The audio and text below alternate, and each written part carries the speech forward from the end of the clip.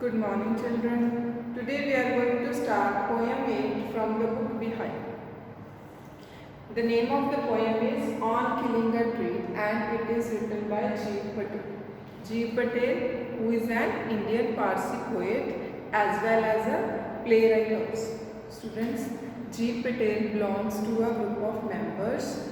They have subscribed themselves in the green movement. That is an effort to protect the environment. Students, G. Patel's poems, in his all the works, there is a deep concern for nature and they show man's cruelty to the nature also. In this poem, it is a symbolic composition. The poem is about killing a tree, but actually it is about the evils. It is a symbolic composition. Here tree symbolizes evils. In this poem, the poet has explained the way to cut out the tree. Actually, it is not the way to cut out the tree.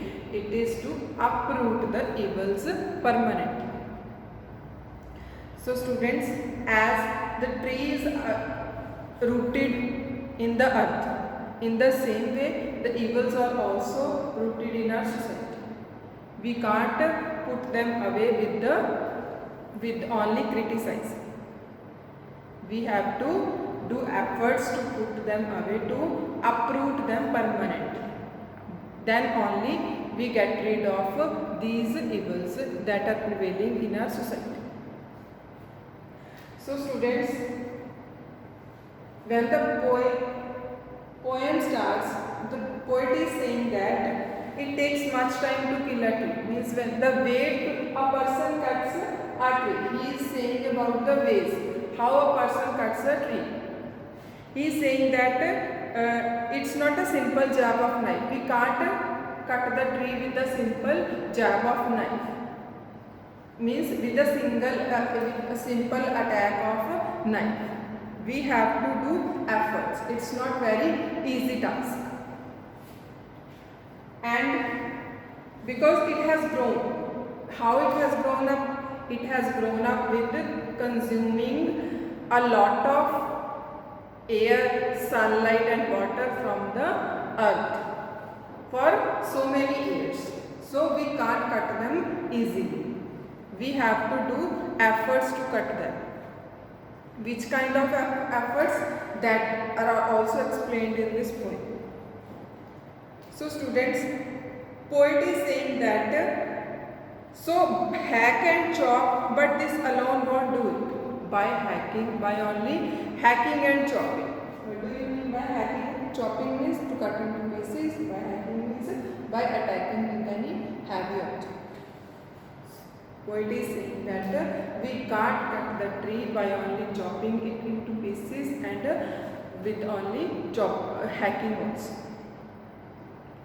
Because we have to put the actual strength of the tree. What is the actual strength of the trees? Yes, roots.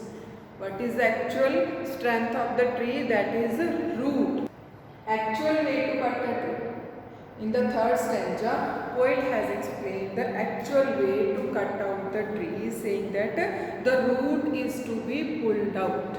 Because the actual strength that lies in the roots. Out of the anchoring earth, it is to be roped, tied and then pulled. After pulling out of the earth, then we have to snap it out. Only then we can kill a tree permanently. In the same way, the poet wants to say that we have to uproot the evils from the society. We have to uproot the evils from society permanently. By only talking about the evils and by only criticizing them, we can't get rid of the evils. We can't leave a single piece of the root in the ground, because if we have left that single part, then what happens? The tree will grow again. and the strength of the tree expose the source white wet, the part, the root matter which is wet and white, the matter of the root that is wet and white, that we have to pull out of the earth. That is the most sensitive part, hidden for years inside the earth. The matter, that root matter, that will scorching and choking.